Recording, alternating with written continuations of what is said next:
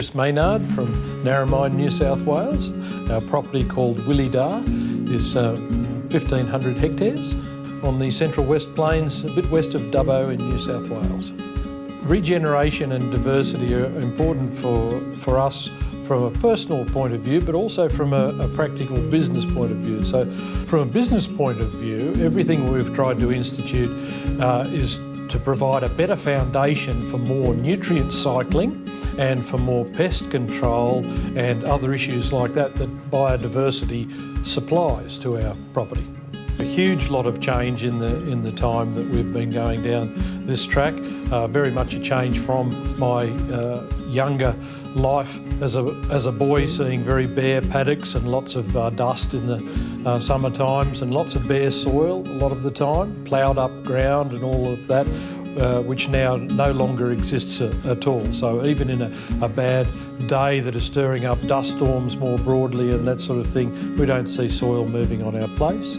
We also don't see water running off or pooling on top of our paddocks like we used to evaporate in summer thunderstorms.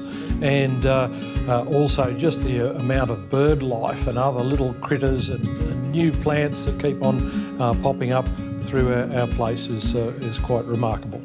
We wanted to, as much as reasonably possible in a modern world, reduce the need for outside inputs, especially of nutrients and other non-renewable outside inputs. And so that's where our diversity work has centred upon more and more plants and animals that keep increasing the natural functioning, so therefore we don't have to purchase other things. We're seeking a win-win outcome instead of either or, with environment and production and our social needs as well. Thing that we get to do in our lifetimes is keep on thinking and scheming up ways where we can make that happen in a practical sense.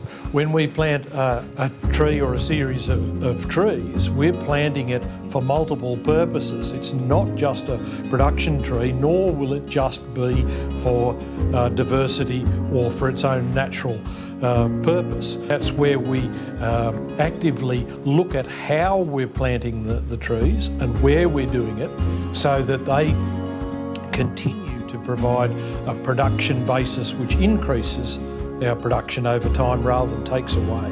There are many things that are locally applicable that you can do for a production purpose alone, but still get lots of environmental benefits as a side thing. So even if you're completely disinterested in the environment, there's still a win there, and the community will support you.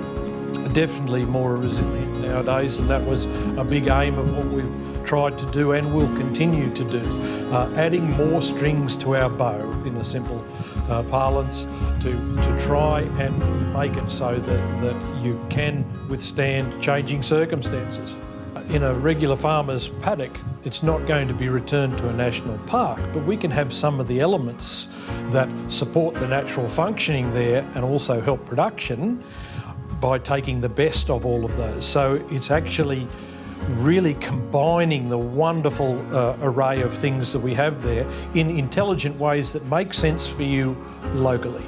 Retention of the full diversity on our places, I believe, is actually a responsibility that we all share. Whatever sized area you're managing it, whether it be a suburban block or a large rangeland property.